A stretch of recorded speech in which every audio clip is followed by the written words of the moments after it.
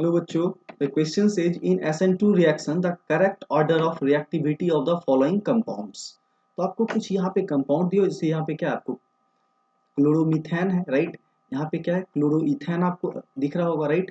यहाँ पे आपको क्या दिख रहा होगा कि 2 क्लोरोप्रोपेन है, राइट। ये क्या है, 2 क्लोरोप्रोपेन है। और सिमिलरली यहाँ पे देखिए तो आपको क्या है, तो इसके आप क्या हो सकता है स्ट्रक्चर। तो इन तीनों केस में आपको क्या पूछा गया, SN2 रिएक्शन। तो अगर हम SN2 रिएक्शन की क्या बात कर रहे हैं, रिएक्टिविटी, रिएक्शन रिएक्टिविटी,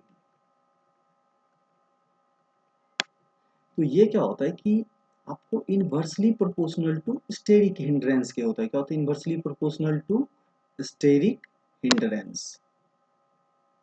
तो यहाँ पे क्या होगा कि जो आपके जिस कार्बन पे SN2 रिएक्शन होगा वहां पे स्टेरिक हिंड्रेंस चेक करना होगा, राइट। तो यहाँ पे देखें तो फर्स्ट केस में क्या होगा, स्टेरिक हिंड्रेंस की अगर हम बात करें, राइट, स्टेरिक हिंड्रेंस की, तो स्टेरिक हिंड्रेंस के केस में क्या होगा कि ये आपको अगर आपको ऑर्डर पता हो तो 3 डिग्री में स्टेरिक हिंड्रेंस क्या होता है, मैक्सिमम होता है। देन क्या होता है, 2 डिग्री होता है। देन क्या होता है, 1 डिग्री होता है। एंड देन लास्ट क्या होता है आपके पास, मिथाइल का होता है, राइट।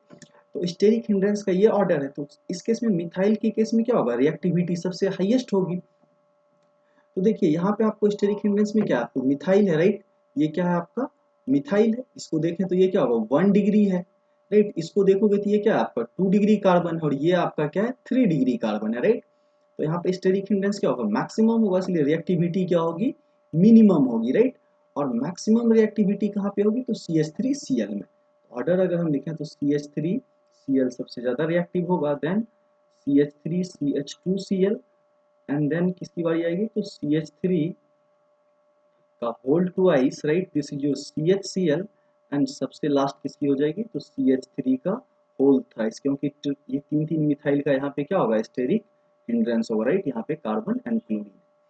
सो आई होप, तो ये ऑप्शन देखिए बच्चों, तो आपको कहाँ पे दिया हुआ है, अगर इस ऑप्शन की बात करें, that is given in option C. ये कहाँ दिया हुआ है आपको, ऑप्शन सी में। तो आपका करेक्ट ऑप्शन कौन सा हो जाएगा, option C. So I hope you all guys understand it well. Thank you.